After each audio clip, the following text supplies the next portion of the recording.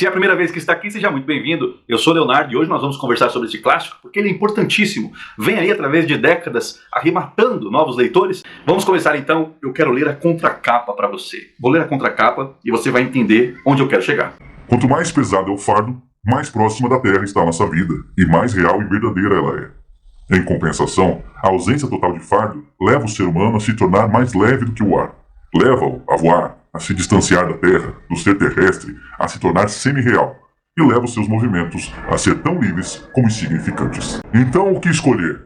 O peso ou a leveza? Partindo do pressuposto de que podemos escolher o que é pesado ou o que é leve, é isso que nós vamos discutir aqui hoje. Partindo da literatura e da filosofia, porque Milan Kundera trouxe essa obra aqui com cara de literatura, mas ela tem muito de filosofia intrincada entre as linhas para poder a gente trocar essa ideia aqui e pensar a vida de uma forma diferente. Então, de fato, o que o autor gostaria de trazer nessa obra? Nós vamos acompanhar aqui a vida de 4 personagens, né? Isso aqui, antes de mais nada, é romântico, né? É um romance romântico, onde trata ali os 4 personagens, né? Thomas, Teresa, Sabina e Franz. Esses 4, eles vão envolvendo-se entre si, né? Vou explicar mais adentro aqui para vocês.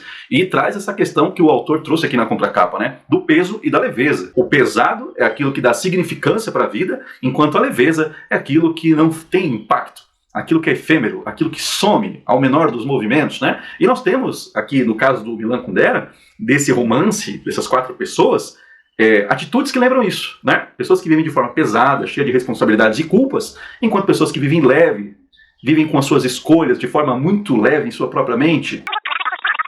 Porque ele traz também, fundamentalmente, um problema político grave que teve lá na década de 60, que é a invasão russa na Tchecoslováquia e a imposição do comunismo, né? Foi destituído o governo tcheco e aí a Rússia chegou, abraçou aquele país E falou: agora nós queremos dar as diretrizes do que vocês devem ou não fazer.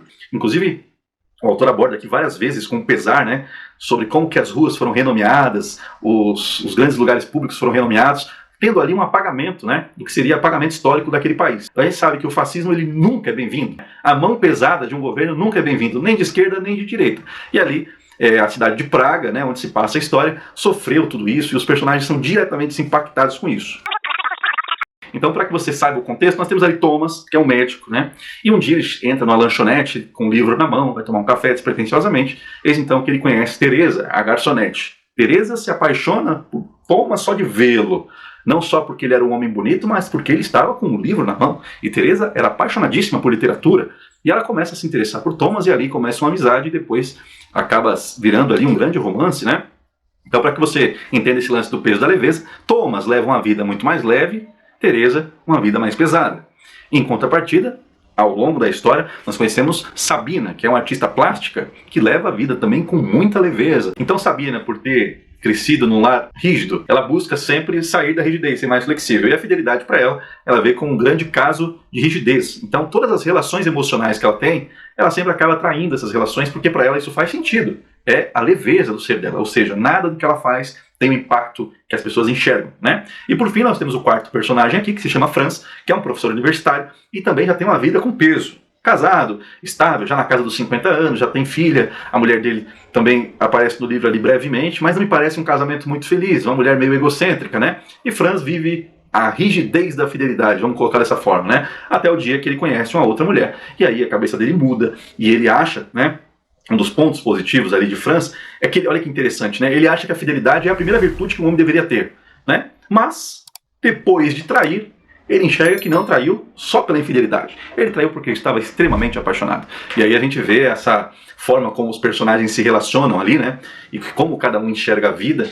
E depois não consegue meio que justificar as suas próprias escolhas. Porque alguns que vivem uma vida mais pesada acaba se aproximando de quem vive ela de forma mais leve, e vice-versa, né? Quem vive de forma leve acaba procurando uma âncora para fazer com que os seus dias façam sentido.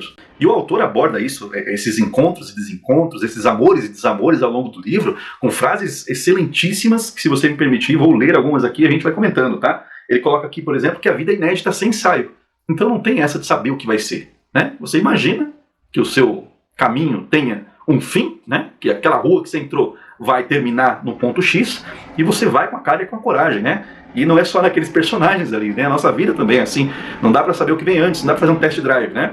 E aí ele coloca um outro tema aqui também, chamado de a vertigem do amor. Vertigem, para quem não sabe, é aquele medo de cair, né? Quando a gente está num prédio muito alto, numa altura elevada, a gente olha para baixo, parece que o corpo puxa para cair, dá a vertigem, né? Fala, opa, parece que alguma coisa me puxou. É a vertigem, né? É como se fosse um desequilíbrio. E essa vertigem do amor é como se fosse um desequilíbrio emocional também. Tenho medo desse amor, tenho medo de cair, tenho medo de me machucar. Então nós temos ali alguns personagens, principalmente os pesados, né? Que são ali Teresa, inicialmente, e Franz, que sente esses medos, né? Essa insegurança, né? De cair perante o outro, né? Ficar refém do outro.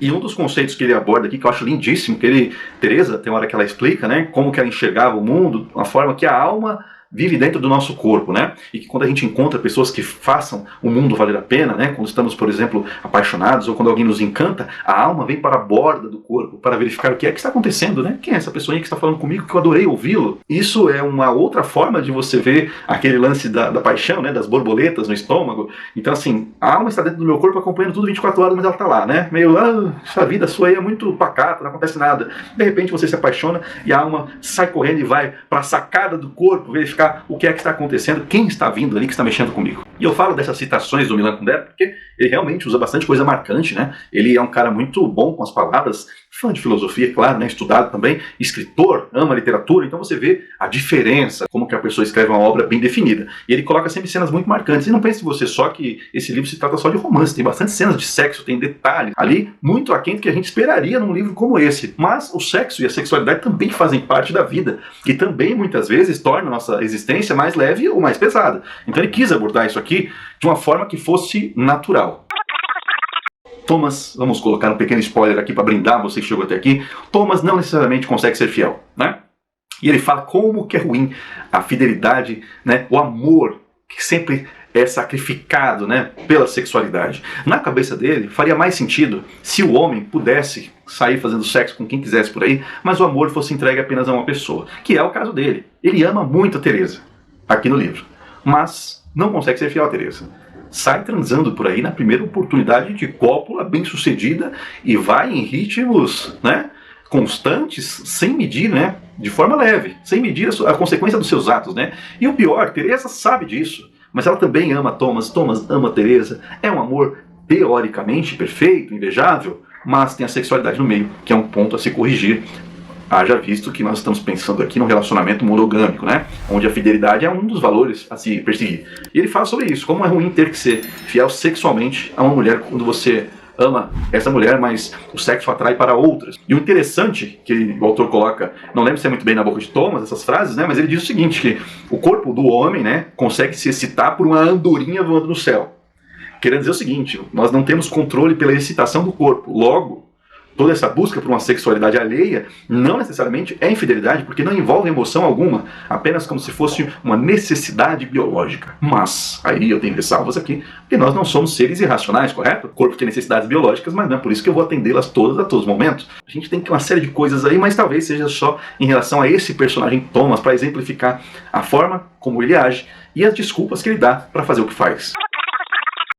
E aí, é outra parte que Milan se torna gênio aqui, porque envolve muito esse lance político, né? E às vezes as pessoas estão um pouco desinteressadas em relação à política, porque elas acham que isso não impacta diretamente na vida deles, né? E a gente acompanha aqui desses 4 personagens, todos eles são afetados diretamente pelas decisões políticas daquele país. Principalmente da cidade onde eles estão ali, né? Político, problema de perseguição. Thomas, por exemplo, é um médico bem-sucedido e um dia ele decide fazer uma metáfora com o complexo de Édipo em relação ao comunismo, né? Porque Édipo, depois de ter descoberto o destino que estava reservado para ele, lá no teatro grego, né? Édipo acabou matando seu pai, casando-se com sua mãe sem saber. Esse era o destino dele, né? E aí, várias tentativas, eu estou resumindo aqui, né? Várias tentativas de evitar que isso acontecesse e aconteceu de qualquer forma, como se o destino não pudesse ser enganado. Édipo arranca os próprios olhos como uma penitência por seus atos. E aí, Thomas faz um paralelo com o governo comunista, falando que os comunistas, né, eles deviam arrancar os próprios olhos, né? As pessoas que aderiram ao comunismo russo deviam arrancar os próprios olhos, haja vista que sabem do erro que cometeram. E aí a vida dele e de Teresa, Thomas e Teresa, é impactado diretamente por conta dessa nota que ele solta num jornal revolucionário lá da época, né? Que a gente tem a Primavera de Praga ali, porque essa história se passa nos anos 60, né? Embora esse foi um movimento ali da década de 60 para tentar libertar a Tchecoslováquia da Rússia, não deu muito certo. Essa Primavera de Praga não deu certo, a Rússia conseguiu boicotar, fazer com que não rolasse, sumindo com a galera aí, né? E aí só no final da década de 80 que a Rússia deixou de ocupar a Tchecoslováquia e ela voltou a ser um país independente. Aí agora, para finalizar aqui nosso vídeo, né? Eu espero que você leia, espero que você goste. Esse romance é o seguinte, né? Ou você gosta ou você odeia, não tem meio termo. A maioria das pessoas que eu conheço que leram esse livro gostaram muito, eu também, né? E a minha pergunta que eu deixo aqui para você colocar nos comentários, qual destes personagens aqui, desses 4 personagens que falei para você, é o que mais se assemelha à sua forma de ver a vida, né? Mais pesado, mais leve. Qual é o personagem que mais lhe parece correto? Então leia A Insustentável Leveza do Ser e veja o que é uma obra bem escrita, né? Uma obra filosófica, literária, que atravessou décadas por conta da sua qualidade. E deixa aqui nos comentários, não se esqueça de curtir o vídeo e se inscrever nesse canal, que conta muito, muito com a tua presença. Valeu!